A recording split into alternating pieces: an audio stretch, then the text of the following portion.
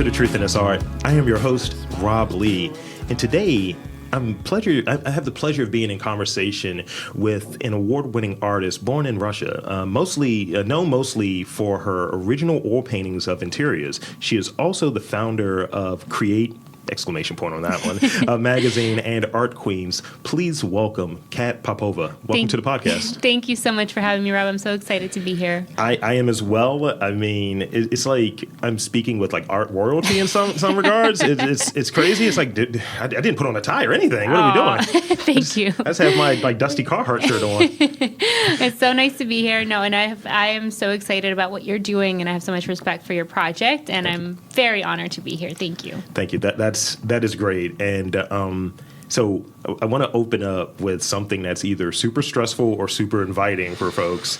Not to go too deep into it because, some people say, hey, I can give you all 40 years of my life. But if you will, could you share your story with us, please? Yeah, absolutely. Yeah, definitely. It could take hours. But to condense the story, I was born in Russia, like you said, and I have always been interested in art, something that I used to, process my day as a kid. I would journal after a museum visit, and I always loved to make things with my hands. And in 2001, my mom and I moved to America, to a small town in the middle of nowhere. There's literally a baseball field and a gas station. That's all that was there, and it just kind of stayed with me because I didn't have any friends. I didn't have any we didn't have money, so I didn't have any toys or anything, so I just made art. And long story short, I pursued it thanks to my high school art teacher, Wendy Hall. She pushed me to keep going. And then the other part of the story is that, of course, as you know, being a creative is not this perfect fairy tale. It was a lot of bumps along the road. And the rest of the journey has been just figuring out what works, how can I support myself while also supporting my community, and maintaining both my art practice and eventually building a business. So, that's like the past decade-ish, the past 35 years of insanity. Yeah, I'm coming up on 14 years of podcasting, and being able to connect and for a long time not really identifying with the idea of artist or creative or anything in that sort of vein, but coming from that as a background and, painting murals when I was a kid. And, when you're younger, you have no sense of any of the, this might suck, or people might not like it, or I might not have money to pay for whatever. And now kind of revisiting it with, I think, a sort of creative sensibility. Those bumps in the road don't feel as bad, but you still recognize them. Yeah, I think the biggest thing about the bumps is that the fear that we have around them when they're happening or when we're facing it, and then realizing all the opportunities and options that we have when we look back, we realize there was a way, there obviously was a way we resolved it up until this point. So I love it. So you mentioned having a teacher back in the day that was very supportive in you pursuing art. What sorts of influences do you have? The who and the what when it comes to the influences? Well, the first influence, I will say, has been an iconic sort of staple in my life. This woman who was my first art teacher in Russia, we went to Sunday art classes, and I just remember she had such a striking appearance. She had long, black, pitch black raven hair. She always wore purplish fuchsia lipstick, and she always wore these beautiful scarves, and you couldn't miss her. She had a presence, and she wasn't this. She was very encouraging, but in a very kind of strict, Russian way, where she would push you and show you examples of different artists and techniques. Mm-hmm. And that was the highlight of my week. We all revered her and feared her, but she was such an amazing woman. And when I moved, I didn't meet my other art teacher until high school. So there was kind of a gap between that supportive figure. But Wendy Hall, she knew I didn't have a lot of resources. She would give me free paint. She would sneak in tubes of acrylic. She's retired now, so she's okay. She won't get in trouble. But she encouraged me. She submitted my work to contests kind of behind my back. And that was always so encouraging. And eventually I started to believe hey, maybe there's something there for me. So That's great. Yeah, it's That's good great. to have that person that roots for you and encourages you. Yeah, I was very close to going into comics, actually, as a result. I was one of those students, and I've mentioned on this podcast before, but one of those students who I would rush through my test to get that B so I can draw for the rest of the class. And I used to draw like X-Men and things of that nature. And I was working on my own comic book, and I was doing like all of the things, right? And it was like coloring, writing, but all of the stuff. And I remember I had this drawing I was doing, and the teacher took it from me and threw it away. And I was like, what? So when I'm working on the comic and she walks by, I was like, look, man, we might have to get into a fight. You're not taking my comic. Like, this is a thing. And she looked at it and she was like, I want to see you after class. And I was like, sure. And she was just like, obviously you are interested and you're talented in this area. And she was like, let me, she laminated it for me and kept it from protected it, if you will, which was a juxtaposition to what it was previously. And really, telling the other teachers there and all, like, this kid has some talent. How can we move that along? And even the same thing in high school when I was writing and, having upbringings, those things are kind of baked into what we do, right? And I wrote this short story about an experience I had living in the projects and an experience that I witnessed. And I was very young. It was like maybe 5 or 6. And it was like a very like unsavory sort of story, but I wrote it. She was like, oh my God, this is great fiction. I was like, no, that's real. That happened. Oh, wow. So having like those teachers, those people are around you when you're young to kind of give you that nudge, that's something I think that's foundational. Absolutely. And I love that your teacher kind of created this archival piece for you. Like you said, the opposite of throwing it away or like punishing you for doing something that you love, and just recognizing like that is, I feel like to me, that's a good educator, someone who shows you how to treat your creative work and makes you appreciate it yourself. So it's awesome. Yeah. I'm a big fan of creating something and it not always being perfect to get it out there. And if you need to adapt it or if you need to redo it, it's like, like I'm working on a webcomic, right? And the art is fine. Like I'm writing it and I've hired an artist. I'm like, I may redo it, same story, but with a different artist. And I still think both are valid, right? So when you encounter work that isn't perfect or, from your eye and being in the industry, what are your feelings around like imperfect work and like the idea of perfection, chasing perfection? That's like my favorite thing ever because I absolutely am not a perfectionist, and that's my strength. The reason why I'm even here is because I'm able to produce things and let go. Mm-hmm. It is scary. I'm not going to lie. There is a lot of fear when you make something and you're like, okay, this could be better. In my mind, my vision is so much grander than what came out. But that's how my first business started. I made a magazine in like a draft Word document. And then like you said, I went back and then I polished it and I learned some new skills, and then I was able to get a budget and hire a designer. So I think it's key to create that scrappy first draft and then work on it versus like thinking you're going to create your masterpiece and and that's it. But I think everything we do is in a way a work in progress, right? So I always encourage, I'm a coach, so my clients, usually artists, they are so afraid of putting out that thing, and I'm like, just you have to put it out. You're never going to move past this if you don't.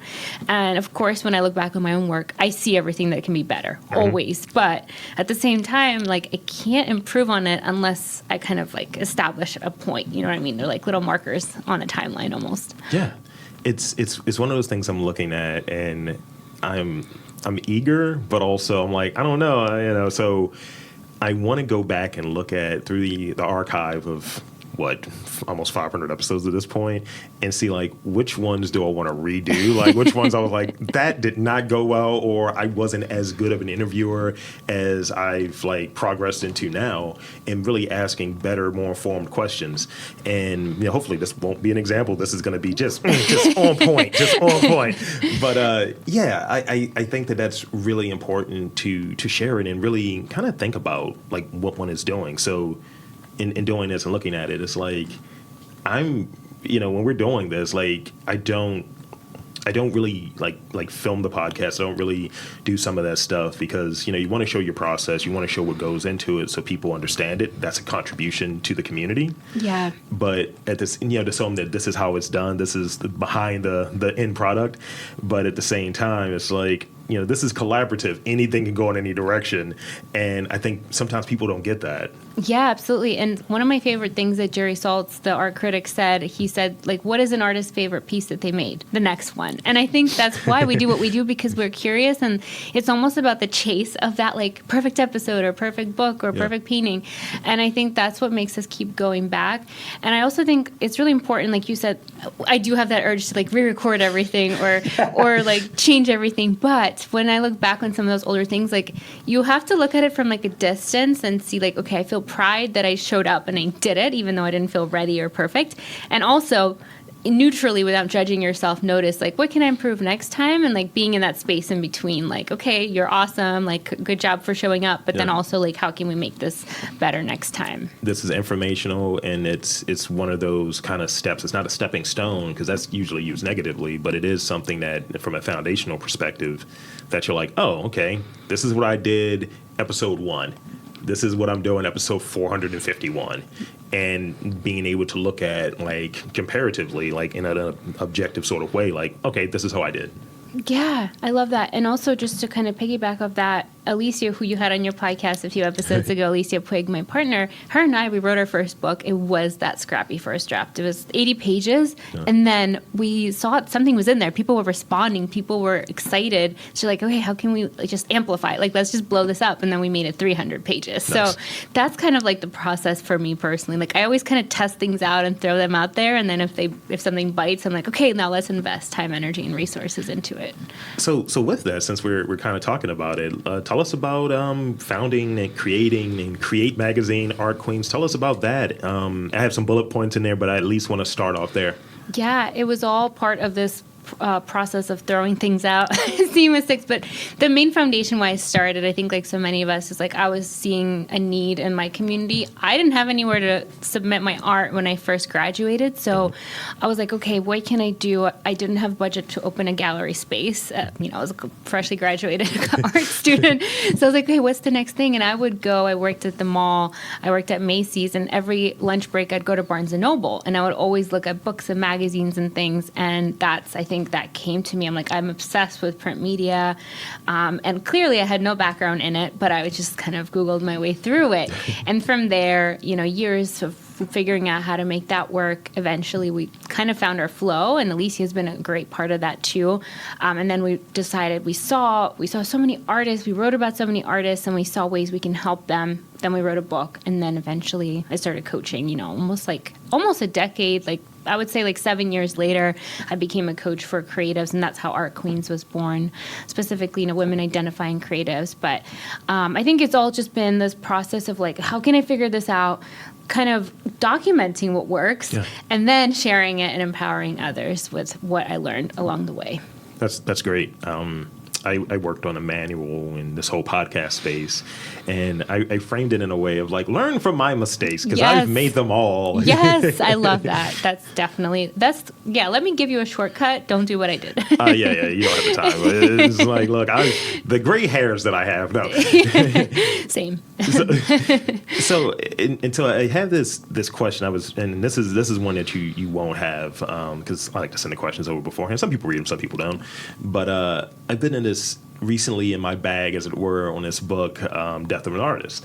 And it's talking about how creatives and how artists navigate in, a world where everyone's a creative, and not everyone is doing it for, certain reasons. And you're going against billionaires and huge budgets, and you're just trying to figure it out. So pursuing art isn't always easy, and big business getting in the way, and the expectations to be putting out content versus art, and it kind of loses that sort of artisanal sort of flow with it. It's this is timely, this is meaningful, this is impactful, versus you need to do a painting today, make it happen. How do you feel artists can succeed in that sort of climate? And I know it's a huge answer, probably. Yeah, that's something I've been really thinking about, and I got really fired up about. That's such a good question. Thank you so much for asking that. I think it's important for all of us to reflect, and each person is going to have an individual decision about this. Sure. But for me, as I was getting ready for my solo show, which is opening, depending on when this comes out, probably close to when it comes out, and I had to, I love social media. I think it's fun. I find it effortless for me personally. normally just because I don't think about it. I just record like a little reel and it's not any pressure for me. But when I was making these paintings, I couldn't do it. I had to be in the flow. Yeah. And I think that's the difference. It's like if you're just casually making stuff and you want to make a reel or you just put a camera behind you and ignore it, I think that's healthy. Sure. Because there's so much difference between creating content and then being in the flow and making your best work. You know, you don't want to be thinking about Instagram when you're thinking about like, you know, the idea behind your book or your show. So I think there should be a separation, and one does not equal, we all know there's creatives out there with huge followings that aren't necessarily like the most, you know, whatever. That's subjective. Yeah. But there's also people who are so immensely talented and prolific and accomplished that don't even go on social media. So I think like in this world, we really have to separate it. That marketing strength has nothing to do with like your creative process. Right. And yeah, it is tough. And I think like for me, when I first graduated, I was so frustrated and I was like blaming the institutions that wouldn't hire me or the lack of opportunities. And then one day I just made a commitment to myself, like, even if it takes me until I'm 90, I'm just committed. I'm going to do everything I can to get like what I want from my work. Yeah.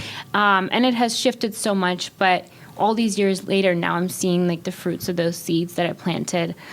So I think it's like two things, separating like the social media, the marketing, the career stuff from the actual creative process. That's like the best tip for mental health, because then you always have your art. It doesn't matter if Instagram shuts down and whatever. We see it all the time, right? Yeah. That does not dictate the value of basically something that can't be quantified. Like our art is invaluable. So thank you so much for sharing that. That actually, you know, even on a personal note, that makes me feel really good because, you know, like I said, creative sensibility, artistic sensibility with what I'm doing, but, you know, it's metrics, it's numbers. It's like, how many downloads did this one get? It's like, what was the conversation impactful? As I find, like, it's this quotient that might be weird, but I think one of the things that we all look for in some regard is love. And I think that that's the thing that I'm kind of like looking at as more value when people come up to me and say, yo, you Rob, you did the thing. I say, hey, man, what's up? Man? I'm trying to finish this coffee. What's up, man? And that feels good versus some anonymous downloads that if we really look at it, can't really quantify some of that stuff. No. It's not real. Yeah, totally. I think about that too. And I had a moment a few years ago where I was like so close to quitting because, you know, I was talking with these experts in the magazine, something downloads, subscribers, followers, whatever. And I was like, I'm just not measuring up. Like, I'm doing everything I can with my budget, with my small team, and I just don't feel like I'm doing it. And my partner, my boyfriend, who's been with me through this whole roller coaster, he was like, well, what is your purpose? Like, what is the reason why you started it? And I'm like, to support artists. He's like, have you supported at least one artist? I'm like, yeah. He's like, then you're doing it. Like, it's not that number. It is, like you said, it's the love. It's giving love to our community and also, you know, receiving it. Because, like, for you, maybe the person you interviewed is their first podcast and they feel so honored. And for us, like, the first time someone got published, it's like the best feeling to hear that story and to see how you impacted and gave confidence to someone else to keep going. 100%. So this is one of the things I wanted to go into a little bit about your work or what have you. So let's talk about process in terms of like the stages, right? So when you're taking on like a new project, you're going to work on, let's say, a new painting or what have you. Where do you start? What's something that's in the middle, and what is towards that kind of ending state? Because, you know, painters. Never quite done. Never really done. I just had to ship them away, so I stopped messing with it. Like, I can do this one. Nah, put it down. Just put the pen. Exactly. Yeah, that's a good question. I think for me, when I think about my process, it's always just like daydreaming. I have to give myself space to literally walk and think. I usually just go out to our park and just walk and think. And then the ideas come.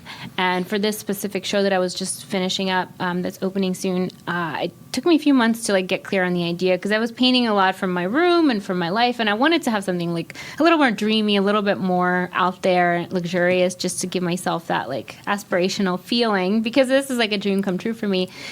So just gathering old images. I paint from like sketches and found images and images that I took. I have like a whole thing in my phone and computer. And then just gathering, sketching, dreaming, looking at history, like going to a museum even, or looking through different art history books, and then finally getting clear and deciding like how many pieces, sizes, and all that. And then honestly, the middle is just the work. The messy, uncomfortable, stressful, scary stuff. And then at the end, usually it's the timeline, so time ends, and then you just have to let go. The imbroglio of the middle. Yep. So, some of the words that I read, and I think you touched on one of them a moment ago, ethereal, dreamlike, and familiar with the respect to your paintings. So for you, what are some of the adjectives that come to mind for you? Like, what are 3 adjectives that come to mind for you that you're aiming for maybe in your work? I think for me, coziness, belonging, and I think dreaming is a big one, because a lot of my work is about sort of imagining and dreaming, and that's seeing it coming to my actual reality is like manifesting. Like art can be part of like our manifesting process too, just like writing or journaling. So I think dreaming is a big one. A coziness, something that I've been like chasing after, is that sense of belonging, being an immigrant, not having my own room when I was growing up and all those things. Like, that's why I think I'm so obsessed with rooms, because like I'm just like, oh, this girl has her own room. What? It's like the coolest thing. So I always had that fantasy of like space and belonging and like being really safe somewhere. Yeah, we're in our own space right now. Yeah, I know, this is awesome. Yeah, I had a thought. Walking, that's definitely something I've incorporated in. Just kind of when I get to a place, usually I'm go, get the coffee, get to where you're going, set up. And I was like, no, let me walk. So when I come up here to Philly and I take the train up, I walk from 30th to over here. And I go to this coffee shop or have you grab a coffee, and I had a ridiculous coffee and some like cream donut this morning. I was like, this is great. But, kind of walking around, and I had this sort of observation of, I hear it at times like, we're not sure where you're from. Like, I'm from Baltimore, and I'm a Baltimore guy. But I've had people say, you're not from there. It's like, I am. I assure you I am. And it's kind of one of these things of, taking like inventory and an advantage of being an outsider, because it enables me to kind of slide in, not in a insidious way, but enable me to kind of fit into a different spot, have conversations with people, and maybe grow from that and have a different perspective, a new perspective on a location. So it's like this idea of, I think it's in Austin Kleon's book, but he talks about this idea of when you encounter the master with a problem, they've seen it before. Mm-hmm. So they're not worried about it. They already got past that. But if you approach things as a novice, you're able to like approach it from different ways, different angles, maybe unused angles in the past. So using that sort of like idea, how do you approach things and keep it like fresh when you're encountering, because you do coaching. So when you're encountering things, you're like, I already did that. But it's like, how do you keep that perspective fresh and new to come into it with like a fresh set of eyes, despite it being something that you may have encountered before? Yeah, I love that metaphor of like, that's when I travel. That's one of my favorite things, just people watching with a coffee. Like, it makes you feel like you belong there. I don't know, something magical. And I love Austin Kleon too. I think with coaching, yes, I've been there. I know I could tell someone what to do. And, coaching is not about that at all. It's like giving the person the space to figure it out. But I think the biggest thing is what you said. It's that perspective shift. It's like having them step out of like their limiting box where they have blinders and they can only see the problem, but introducing them to different ways of thinking or examples of people who had similar problems. Not necessarily me being like, I did this, you should do this, because that doesn't work for everyone. Yeah. Given all our cultural backgrounds and, stories and things that we've gone through. So I think just giving people space and encouraging them to just see their own options, like, because we all have, 360 degrees around us. We just don't see it sometimes. And we need someone to just like remind us to look at it a different way. Yeah. And I think focusing on the problem, of course, that keeps us in the problem. Yeah. I see, like, it's almost this push, and I don't know who's behind it, right?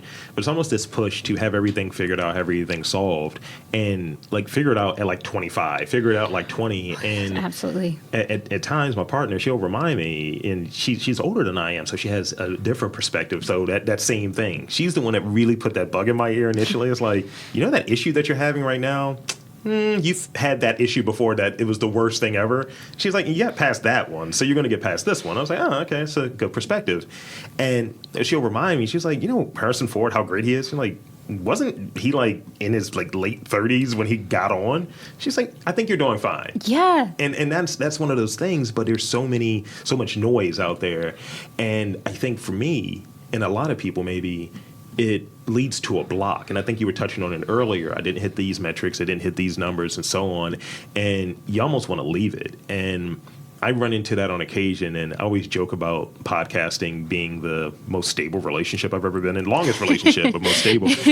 So when you encounter some of those like kind of creative blocks, those bumps, like really, and I think you touched on it, but what are some of those like things that you do to really get past it, to come back and say, let me reset? Like if you know your day is going left, like, do you just say, I'm going to take a shower, I'm going to reset, you're going to have a different coffee, whatever the thing is? How do you reset? Oh my gosh, all the time, every day I have to reset. Yeah, I love that perspective. Thank you so much for sharing. I think I just had one of those days this week. So I was facing my own little challenge recently, and I'll share it. It's been that I've been running this business, and I have a lot of flexibility, and I've kind of figured out a flow, especially the past 2 years being at home. Like, I have all the time in the world to work on it. But this year I had this amazing opportunity. Alicia and I wrote our second book, and I had my show. I had actually like 3 shows this year. So I faced this new challenge where I couldn't rely on the things that were bringing revenue because they required more of me, where I had to be available for my creative projects. And I really had to problem solve. And there were a few times where I literally, like you said, I had to take a shower or go for a walk. And actually, even this week, it's like the pinnacle, like the climax of a movie. It's like, what is happening? And, I really leaned in on my faith a lot too. I woke up. I had like a weird email from someone that just set the mood, like, Then Instagram crashed, and I just saw these followers going down, like literally like 3,000 followers just falling off my account. And I'm like, okay, God, like what the hell is this? And then I was like, okay, still have this issue that I need to resolve. I still need to figure this thing out in my business. I was like, you know what? I'm like, I did everything I could. I know I did. I showed up. I'm doing what I'm supposed to do. These are dreams that came true. There's no way that they're given to me so that I can, destroy my life for them. Like, that makes no sense. I don't believe that. So I just took my dog to the park. I came back, and I got like 3 clients sign on, and then Instagram was fixed. I was like, okay, lesson, walk away. Yeah. Don't obsess. Don't like keep checking or... Like, I know for me, the solution is not going to be me scrolling or refreshing my email. That's not where the solution is going to come from. I think the solution comes from us listening to our own inner wisdom, if you're spiritual, connecting with God or universe, giving space and not being in it. Like, literally stepping away and seeing, like I said, all the opportunities, and then usually something happens. Which, a lot of times it feels miraculous, but the truth is, like, I've planted all those seeds months ago, and they're just now coming forward. So for me, it's always a lesson in stepping away and not obsessing. Yeah, I've had that, and thank you for sharing that. I've had similar things where it's a lot of moving parts, and like I was telling someone the other day, I was like, I have pretty much an episode per day coming out for the rest of the year. That's awesome. And yeah, thank you. And it was a few interviews I had to reschedule, and I'm very communicative. I was like, hey, looking forward to it, blah, blah, blah. And there's a nice chunk of people who never just show up for the interview. So when I have like this space or something booked or what have you, that's, So I remember I got like a weird, like back-to-back-to-back nasty emails about me rescheduling. I was just like, you never came. And I was like, yeah. It's like, you never came, or, do you know how this works? And it kind of just puts this vibe out there. It's like, I'm doing this for this reason. And it's just like, And then I get a little petty. I must admit, I like being petty. It's okay. I think you have to let it out, or it'll just like build up. I looked, I was like, yo, bro, you got 1,000 followers. So I think I'm all set. And I was like, But I was like, it's out there. So now I don't have to hold on to it anymore. Yep. Just got to let it out. I feel you. I get petty too. So it's just important to have a person, like I always vent to my partner. I never let anyone see this part of me except for him. He sees the worst of me, but he also we have a good relationship. So yeah, I show all the it's just, I feel like there's like a Patreon podcast, just me being petty. Here's the odd scene. Maybe we should do an episode of just like let ourselves be petty. I could work. I mean, I have a lot of Capricorn pettiness. So I got 3 more real questions, and then we'll get to those rapid fire ones. And you remarked on it a little bit earlier of like what I kind of took from it of having like a limitation in what you're doing. And I think some of the best work we don't ask the question whether it's whether it's painting, whether it's like music, whatever it might be. We don't ask the questions of, wow, how did you put that in there all the time? We also ask, why did you leave that out? What parts did you leave out? So what sort of limitations do you put into your work? That's a great question. I think for me, there's two limitations that always kind of been part of it. Is one, like learning a new skill or solving a problem, especially with painting. Like if you just can't get your brain to your hands to connect, weirdly enough, those are usually some of the most interesting parts. Like they're like I just couldn't figure it out, but now it looks weird, but it's kind of cool. So being open to those limitations, like embracing them, because I think that's what makes our work unique, not being perfect. Like if everyone, worked exactly the same way, life would be very boring. And then the other limitation is usually resources. So I'm a little crazy. I will admit this. Not everyone has as much risk tolerance. Like if I really believe in something and I see it, I'm willing to like invest things I don't have into it. And I don't suggest that to people, but it's been working for me in a way, like you just have to really be in tune with your intuition. Sometimes things don't work though. And I have to know that, and I have to like not get too upset when it doesn't work out. But I think like skill, which is something we can always build and we can always grow. And I think when we get to those limitations, that's the only way to find out what we're missing so we can go back, improve, learn, and, get support with that. And with resources, there's always a way. Always a way. I have this like prevailing belief, because I like to be the dude behind the scenes when, I have a salary, have a day job and all of that. And when there's an opportunity to get a couple extra funds, I like to hit up a few artists. I know young artists, obviously, just like, what's your cash app, bro?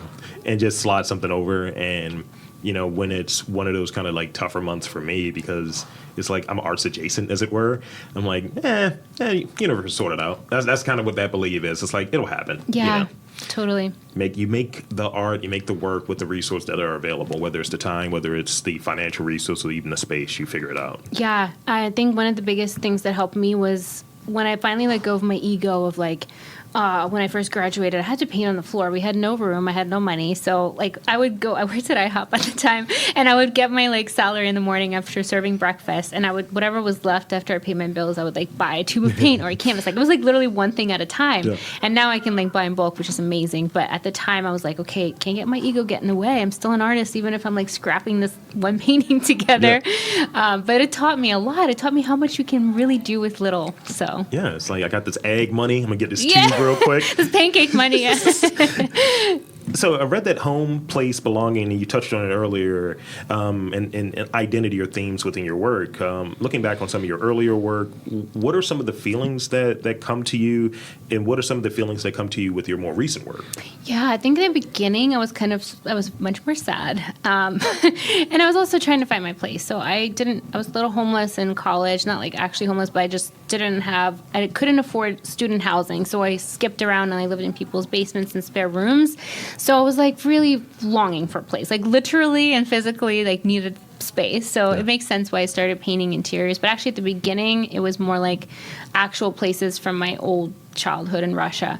And these days I'm very comfortable, so thank God. Now I'm more like, stretching myself and seeing like what's out there, what's possible. With the new work, it's like definitely more aspirational and dreamy versus like reflecting back on like little cottages and tiny rooms, which both I find really beautiful. But I think it's like as I grow, maybe like the meaning expands a little bit, and it's a little happier now. So that's good. That is good. Yeah.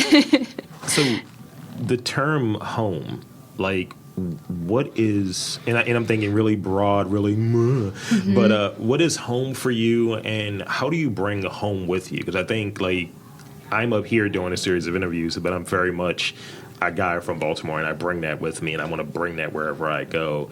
And that may mean, it's not like I'm spraying and sprinkling Old Bay on myself, but it is, a certain perspective, certain characteristics, things of the sort. So for you, how do you, like, view the concept of home, and how do you bring home with you? I love that. Yeah, I can feel that. I feel very comfortable with you, so you definitely do. I think, like you said, for me, it's like a routine almost. Like I always get up, have my coffee, do like a little prayer meditation thing. So it's like not changing who you are and what you do, and learning to like adapt to wherever you are, right? Like there's things like journaling that can be done anywhere. You don't have to be anywhere specific, but just having that sense of belonging and not morphing so much the environment, obviously being respectful and adjusting, but like really being grounded in who you are.